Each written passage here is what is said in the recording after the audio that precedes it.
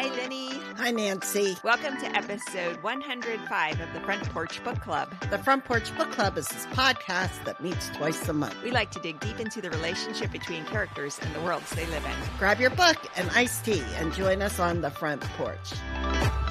Today we interview Erica Slason about the Heaven and Earth grocery store and its setting in Pottstown, Pennsylvania. Erica holds degrees in literature and German studies from American University in Washington, D.C., and a master's in library and information sciences from Clarion University with a concentration in local and archival studies. She joined the Historical Society of Montgomery County as archivist in 2022. Prior to her life as an archivist, she worked close to 10 years in the language localization industry in Massachusetts, and she'll tell us about that.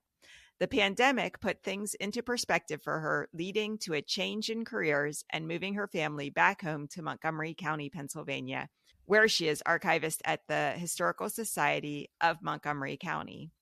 Pottstown is in Montgomery County. Erica has written about the historical Pottstown portrayed in the Heaven and Earth grocery store. Yeah, I think listeners are going to be interested to hear how spot on our author is. Yes. He did his research and he contacted the local historical society to gather his information. So I think learning more about Chicken Hill and the people there, I think is going to be real interesting for people to hear. Yeah, you read a book like The Heaven and Earth grocery store and the story's told so beautifully and just unfurls so naturally. What you don't see as a reader is all of the work that the author has done behind the scenes and all of the information they've gleaned and spun into literary gold. Oh, well said. All right, well, let's get to our interview. Welcome, Erica, to the front porch. Oh, thank you for having me. Well, we're so thrilled to talk to you today. Erica, let's talk a little bit about your path to becoming an archivist. What is your background and how did you get into this? Yeah, it's an interesting question because I actually find that a lot of archivists, we don't go through a straight path. There are some people who, yes, this is what I want to do. And then the rest of us kind of find our way. So I graduated from American University with a bachelor's degree in literature and German studies because I went in undecided. And then that's where my major was going to. Yep. And then my now husband, who I met at college, he knew he wanted to go into teaching. He wanted his master's, so we moved up to Massachusetts. And I stumbled into the localization industry, which is a fancy way of saying translation. Oh. But I was a project manager, so I wasn't actually doing the translation. And this was a corporate setting. We had people working in China and Romania and Ireland. So I had to be on call basically 24 hours a day because in the client's mind, if this isn't translated by the time that I want it, the world will end. Yes. I think it was when I was pregnant with my first, I was like, I can't. This is not sustainable for me. This is not what I want to do. This is just what I was doing to make money while my husband's in grad school. Right. So I started looking around and I kept getting pulled into graduate programs for library and information sciences. Now, I grew up in the library. Go to the kids' reading on the weekend or during the week, whenever that was. I spent my recesses cleaning books in the library. Me too. Yeah. Oh my goodness. You're kindred spirits, the two of you. It was satisfying and we were always excited if we got to the point where we started to rub off the cover. Like it was that old and that age. Yeah, and then my National Honor Society project was helping the library. So it's always been there. Yes. But it didn't feel exactly perfect. And I wanted to take my time to find what really spoke to me. And then I forget which school it was, but they had an archives concentration. I started looking into it. I'm like, oh, this is cool. Because it's old stuff, which I do like, and it's paper. And it sounds simplistic, but it's like those things were interesting to me. Yeah. And then one of the things that I did like doing in my role as a project manager was databases and documentation, which everyone was like, why? That's not fun and exciting. And I'm like, yes, it is. So archives was kind of blending all of that. It was around the pandemic time. So I enrolled in Clarion. Okay, so I went to Clarion for 2 years of my bachelor's program. I don't think I've ever talked about that on the podcast. It's in Western Pennsylvania. Yes. I see this in Erica's bio, but we had very different experiences. So go ahead, Erica. You can talk about your experience. Yes. So I was a mom of a young baby. I was still working full time. And I started taking these graduate courses online. Oh, yeah. It was one of those imposter syndrome things where, like, a lot of the classes, I was like, this just seems too obvious. Oh. Which helped me realize, like, oh, this is where I'm meant to be. Because I would talk to my husband about it, who now has a doctorate in education. And he'd be like, no, that wouldn't be common sense. Like, after you explained it, like, okay, I get it. So I'm like, cool. And then halfway through, I got pregnant with my second. She was born. And then that whole pandemic thing started. Because I was already online, I was able to go through it all, but we didn't have a graduation. Oh. As many schools didn't. No, I remember that. That was a sad situation for all of you guys. Yeah. Yeah. And my brother-in-law graduated high school around that time too. So he didn't get a graduation either. Yeah. So Erica has never even set foot on campus at Clarion. Oh, Never. Well, it's a cute campus. It's small. It's rural. It's cute little town. Yeah. Mm-hmm. I might still be able to play the fight song on my piccolo. Okay, ready? Also played the piccolo. You played the piccolo too? No. The two of you. Oh my goodness. My goodness. I love it. Oh yeah, I think if we had been at the same school, we definitely would have been friends. Okay. Erica, do you have a sister?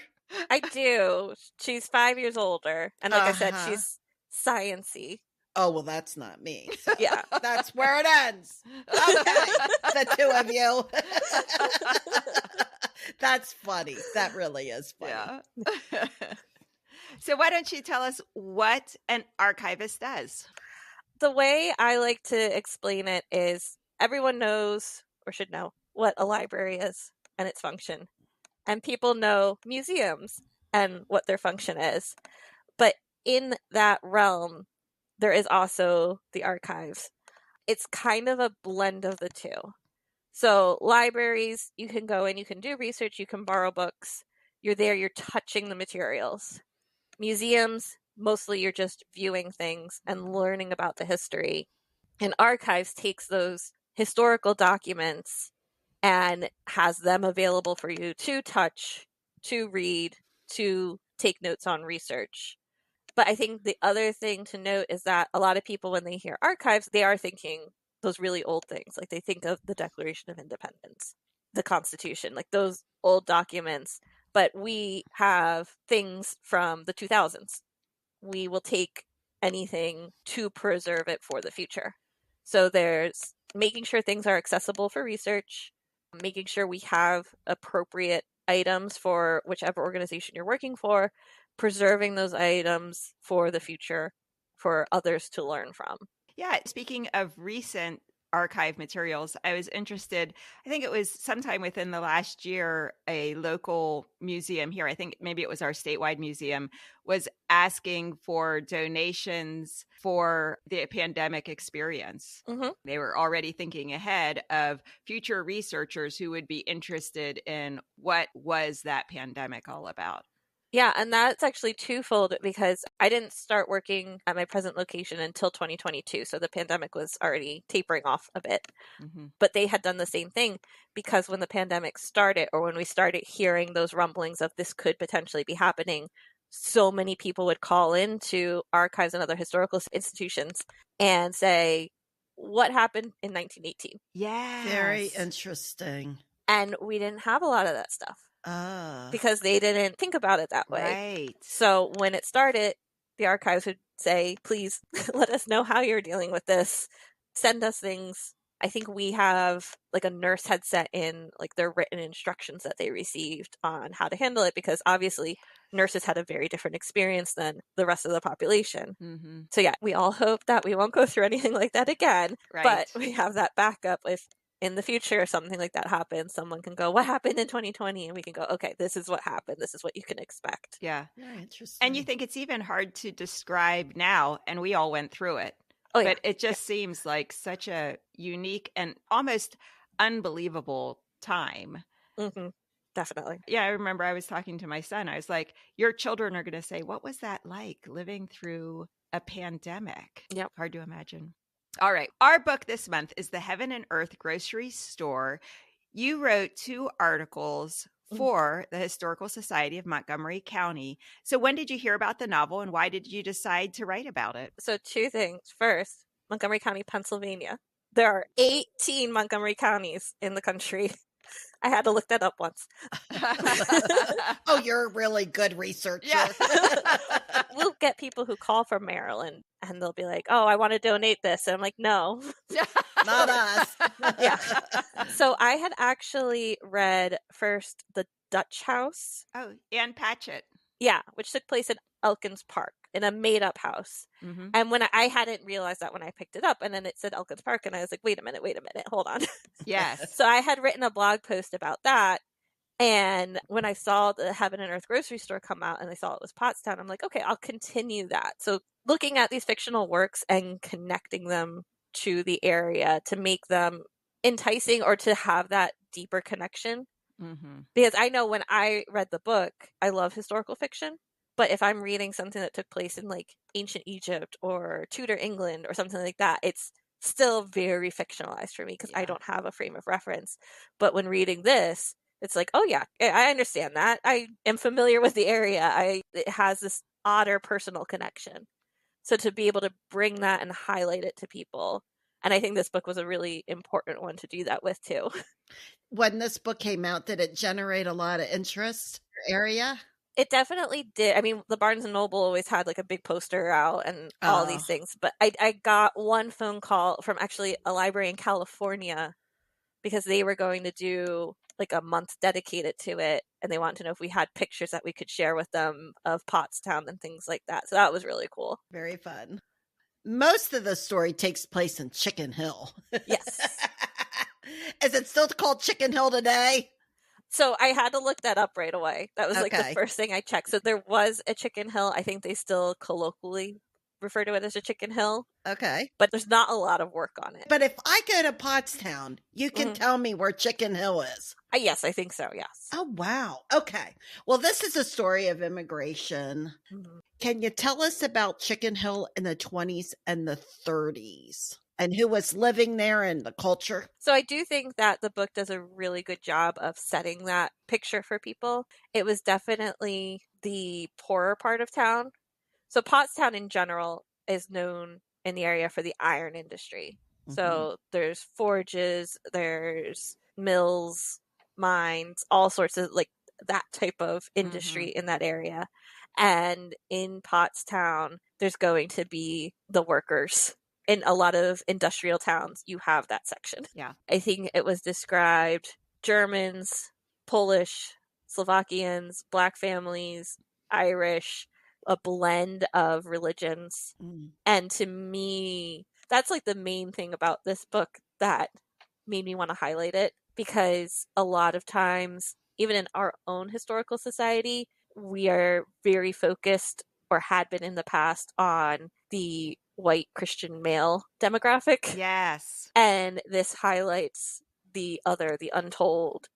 I found it fascinating when you're just looking at the microcosm of it all and how each of the different cultural groups were interacting with each other, who worked more easily with the other and vice versa, and how they became this community in there. It's fiction. I just hope that that is what it was like to a point, obviously.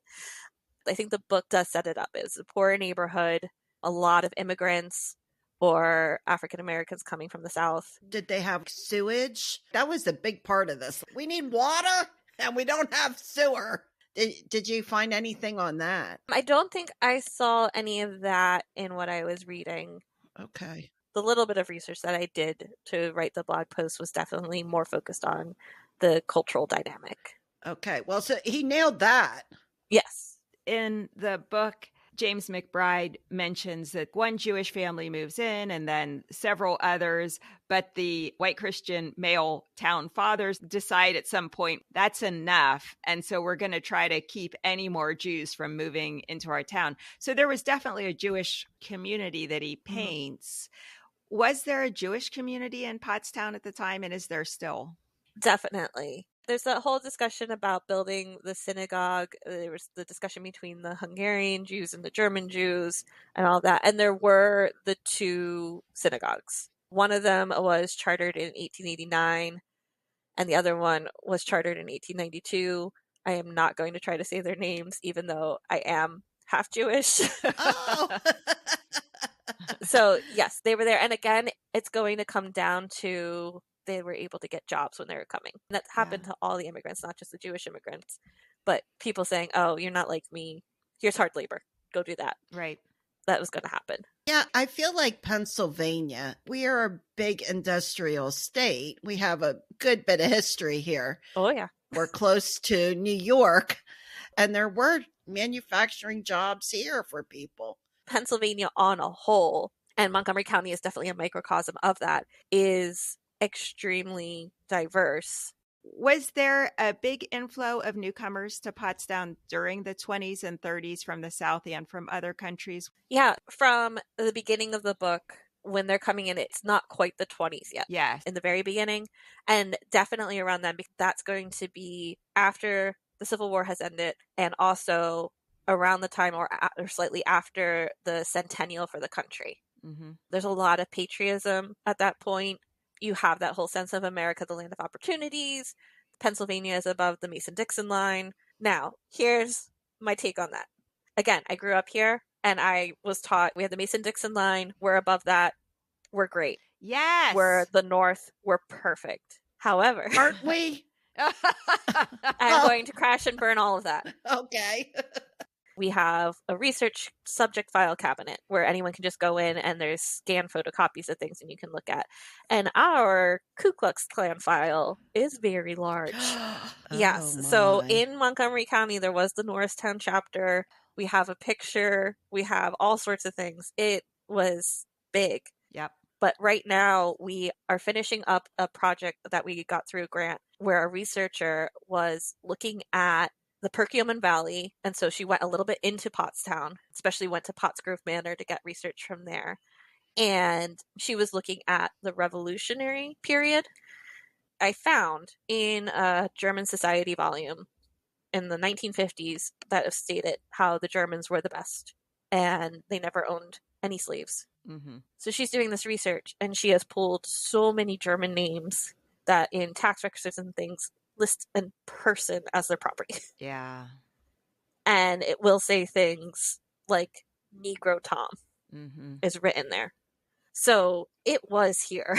Right. I cannot at all imagine what that would have been like if you had that preconceived conception of the war is over, let's go to the North, it'll be better there, and then to kind of have that dashed because you're still considered other. Right. Yeah, he got that right in the book, didn't he? Yes. Mm-hmm. And I know this area has the problems of hate crimes. Mm-hmm. I mean, it's tragic, really. I'm in that weird place. My mother was Catholic. My father was Jewish. I said was because they're just not practicing, really. Mm. And so we grew up kind of mixed. And right now, even in my local school district, like I get notes. The high school had anti-Semitism sprayed in the bathroom. Oh, There was rumors recently, apparently, at the middle school, and I'm a mom, right. partly terrified because, I don't know how my children are going to handle this because they're a little further removed than I am, but it's still our heritage. Yeah. It's so odd when you're growing up. I lived in like this little bubble. Again, Pennsylvania's perfect because it's above the Mason-Dixon line and everyone is happy. And I lived in an area that, to me, felt half Christian, half Jewish, and that there was a diverse population of different races. Mm-hmm. And then to leave that to go to college and to go to college in DC and get this different viewpoint, it was eye-opening. Mm-hmm. One of the things that I want to do through my job right now is to make sure that those things are open. Teachers have to teach to a curriculum. Sometimes they don't have control over that. Nothing against teachers, married to one. But to paint that fuller picture to the best that we can, especially in the present times. Mm-hmm. And I'll tell you, I think that a lot of museums, libraries, historical societies, they're doing a good job of reconsidering some of those issues. I was in Boulder, Colorado just, I don't know, several months ago. And the City of Boulder Museum had a great exhibit on the African American experience in Boulder and Denver at the turn of the 20th century. I was so happy to see that because, like you said, we get the white Christian male experience. Yep. Most other experiences tend to be subordinate to that. Switching to a different subject that plays a large role in this book, Moshi, one of the main characters, owns the All-American Dance Hall and Theater. Moshi brings in jazz and klezmer acts, and he name checks actual musicians such as Chick Webb and Mickey Katz. Were there dance halls like this in Pottstown? Yes, there were definitely. It's in any place that you go to, there's going to be some sort of entertainment facility. I'd say best examples, but it's also because it's close by to me, so I know it a little bit better, is Ambler, which was the asbestos capital of the world.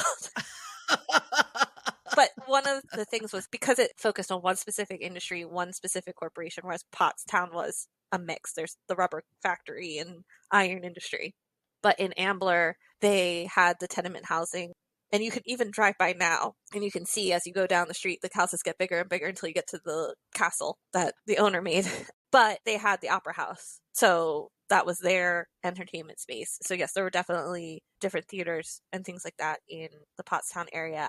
It is interesting. In small towns all over the United States, there were these opera houses, and you go to their local museums or historical societies, and you see that even in tiny towns in Nebraska, very famous acts came through. Oh, yeah. It was definitely exciting when someone famous came through, but it wasn't unusual. Just famous acts toured the United States.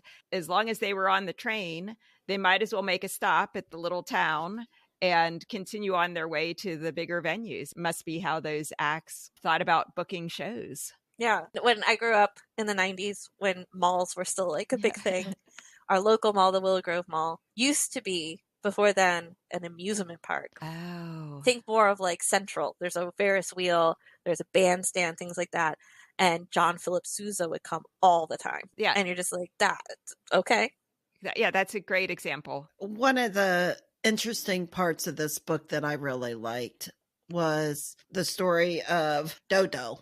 Was there an asylum up there? So in Montgomery County, there was the Norristown State Hospital. Okay. When you hear a state hospital, that's usually what it's for. Right. And it was large. The campus is still large, even though portions have been parceled off and sold, and they're still trying to figure out what to do with all the buildings.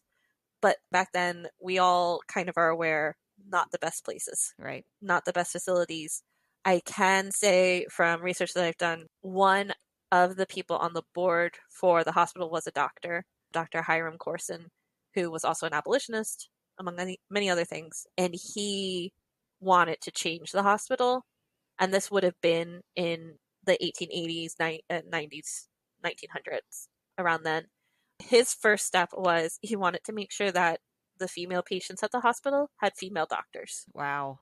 And he was like, this should be the practice here. And like that was his big push. And he really actually helped just the female physician population. The Women's Physician College had like a big speech where they thanked him because they were like, we couldn't be here without him. Wow. And that's just, in the area. Right. I mean, where else were they going to practice? Yeah. I don't know if McBride was talking about the Norristown State Hospital, if there was another hospital maybe, because again, Pottstown is close to the line with some other counties. Okay, so I actually did a little research, Okay. And there is Pennhurst over in Chester County. Yes. Oh. Yeah, and hard to know, this may have been a mix of state hospitals, but there actually was a Pennhurst. It was officially called the Eastern Pennsylvania Institution for the Feeble-Minded and Epileptic. It was opened in 1908. And of course, at that time, a lot of social scientists, and Lenny, you would know this, felt that people with intellectual disabilities should be removed from society and segregated into institutions. Pennhurst, from a legal point of view, has a really interesting history.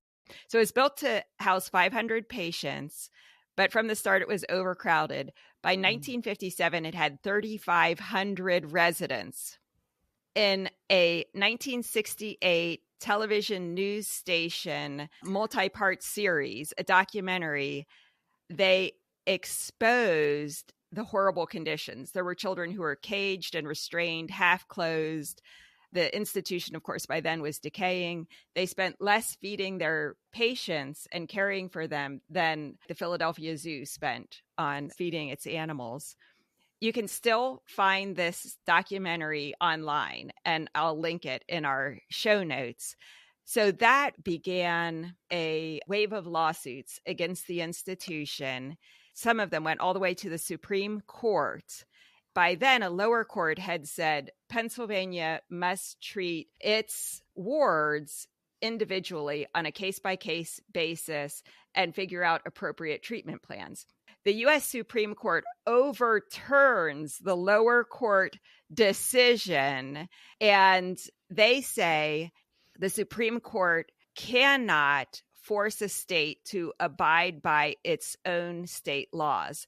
This becomes the Pennhurst Doctrine, that the federal government cannot make states comply with state law. The lawsuit ended up bringing all kinds of negative attention to Pennhurst, and it was closed in 1987, that late. And it still had 1,156 people housed there. It took 10 years to find community-based housing for all of those remaining people. For a while, the VA used parts of the campus for housing for veterans. Then it was sold to a developer. Parts of some of the buildings have been used for like a recycling company for a while. A lot of the buildings have decayed to the point where they've been demolished. The Pennhurst Memorial and Preservation Alliance is working to ensure that Pennhurst is not forgotten. And the International Coalition of Sites of Conscience, which is a worldwide network of historic sites specifically dedicated to remembering struggles for justice, named Pennhurst one of its most at-risk Pennsylvania properties. Mm-hmm. So controversially, now the site is being used for haunted and paranormal tours and events. Yeah. Several films have been shot there. Most well-known, Pennhurst was the basis for a fictional asylum, also named Pennhurst, that appears in the 4th season of the Netflix series Stranger Things. Isn't that amazing? Yeah. There is a book called Pennhurst and the Struggle for Disability Rights that was edited by Dennis Downey and James Conroy, with a foreword by Dick Thornburg and Ginny Thornburg. Ah, how about our that? Governor. Yeah, former governor. For people that don't know. And that was published by Penn State University Press, and I'll put a link to that book. But fascinating once I started doing a little digging, because I also was interested in that. But again, who knows? It could be a combination of the state hospital that Erica talked about that's actually in Montgomery County, Pennsylvania. The actual Pennhurst, hard to know. Yeah, because that actually just reminded me that the Norristown State Hospital was some of the scenes from Silver Linings Playbook was filmed there. Is that right? Yeah. Nancy and I were talking about Hurricane Agnes. Yes. The book opens, it's Hurricane Agnes time. Erica, can you tell us about how Hurricane Agnes, it sounds like it wiped out a good bit of Pottstown. Is that right? I mean, the whole area. Yeah. On the blog, I do have a photograph from West Norriton, which is on the other side of the county, and the water is almost at the roof line. Wow. For those who don't know, it was the hurricane from 1972. It rose up to the ceilings and thousands lost their homes. It's interesting to me because even talking about Hurricane Agnes and then other things that we were just talking about, the cultural integration, immigrants coming in, the Supreme Court ruling, healthcare, I'm like sitting here and I'm like, yeah, none of this is ringing familiar at all. History repeating itself. We have nothing to relate that to, right? Nothing. Right. But yes, no, the hurricane in Montgomery County on this side, we have the Schuylkill, we have the Delaware River. And again, because of that whole understanding of we have the city, we have the farmland, we have industry, we have marshland. We're an area that It can happen here. Yeah, you have major streams there. Oh, yeah. I have to look you up back on the map that you're that close to the Schuylkill. Yeah. Well, Schuylkill's going to be on this side, closer to Philly. We have a lot of rivers. Yeah. Okay. Agnes must have still been the largest flooding that Pottstown has seen. Is that right? I think so, yes. I do not know if any bodies were discovered from the 20s. When it happened. But wearing a revolutionary costume. Yeah. With a mezuzah nearby. Exactly. I did not come across that article. That's funny. Do you have any book recommendations for people who would be interested in learning more about Pottstown? Yeah, not trying to overstate it, but the idea of the non-white male Christian population. Yeah. So in our collection, we do have a book that's the Chicken Hill Chronicle, memoir of a Jewish family. And it kind of discusses like 4 different lineages of Jewish families in that area. So that can get you that perspective. Of course, we have different, history of Pottstown, things like that. John Potts being the founder, controversial figure. There are things written about him. Honestly, it's fiction, but the Heaven and Earth grocery store paints a pretty good picture. What's controversial about John Potts? He started the iron industry there. So he brought the industry, he made the money, he made it able to get immigrants in to work for cheap in the factory and not give them any rights. Right. Okay. So I'm thinking of going up there to Chicken Hill. Okay. What street? And is it still as diverse as it was? Montgomery County is kind of big, and I am on one side of it. The county seat is near Philadelphia. Pottstown is going to be further out. Okay. So I have not been there recently. I looked up one of the areas that they had mentioned, and it doesn't really exist. There's a road that kind of has a similar name. But I honestly think if you look for the synagogues, that would be a place. They mention Hemlock Row as described as a poor section, but when I looked, there's a Hemlock Street, but it's also like very tiny and like a dead end type thing. So I don't know if that was the Hemlock Row that he talked about.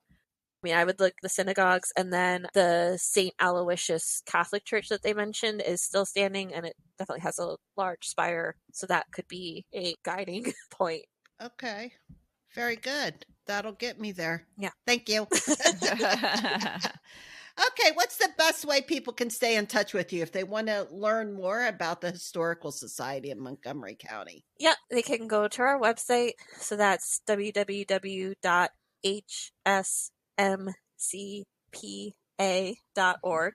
Again, Pennsylvania. Right. I always have to stress that. We are active on Facebook and Instagram. HSMCPA. You can find us through there. We have a YouTube channel. Oh, nice. I will say some of our events do take place at the historic Montgomery Cemetery, which we own and operate as in historical functions. Do not ask to be buried there. Not happening unless you have a deed. We have 5 U.S. Civil War generals buried there, including Winfield Scott Hancock. Oh. And then John Frederick Hartranft, who was governor of Pennsylvania. We're expecting something spooky for October. Ooh. Maybe some visits from these people. I'll kind of leave it there as a teaser. Great. That sounds good. We'll put links on our show notes to all of those different ways of staying in touch. Well, Erica, this was so fun. Thank you so much for joining us on the front porch. Oh, thank you for having me. And it's great to find a new twin. Yes, exactly. Clarion twin. We'll go play Stars and Stripes there you go. Forever together. Well, Nancy, it didn't really surprise me what she said about Pottstown and hate crimes and bigotry. But it didn't also surprise me either to hear about the immigration, because I know this area and I know a lot of people came up south here. York is filled with a lot of people who came up from the South. Yeah. North and South Carolina. I'm always amazed at these authors and the research that they do behind the scenes. But it's nice talking to somebody from a historical background that really can shed a light on that area at the time this book takes place. I agree. It was fun to hear about how James McBride nailed the feeling of Pottstown. There wasn't maybe actually a Moshi, there wasn't a Shona. Those are all characters from his imagination. But to have Erica say, if you want to know about Pottstown, reading the Heaven and Earth grocery store, not a bad place to start. I mean, that's amazing. Yeah, that is really amazing. He captures that experience. And I loved how she focused on, and this is a different experience than we often hear about from historians. This is the experience of people who were not written in the newspaper. These are people who were not learned, the founder of the town, but these were people who were living their lives. Some of them extremely wonderful, good people. Others, not so much. Yeah. It's the story of humanity. It is. I loved her background. She's partially Jewish and was raised Jewish Catholic. It all meshes together in a beautiful little story for her to dig and find out a little bit more about her community. But boy, from the culture, the people, to the dance halls, to the asylum, all of those components just blended in this book in an interesting kind of way. It made me really appreciate the book more and marvel at the author and the work he did. Totally agree. Okay, Nance, we'll stop by the front porch next time when we will review I Will Blossom Anyway, written by Disha Bose. Yeah, looking forward to that. Everyone, thanks for listening. Our website is frontporchbookclub.com. Our episodes come out twice a month on the first and third Wednesdays of each month. See you next time, Lenny. See you, Nance.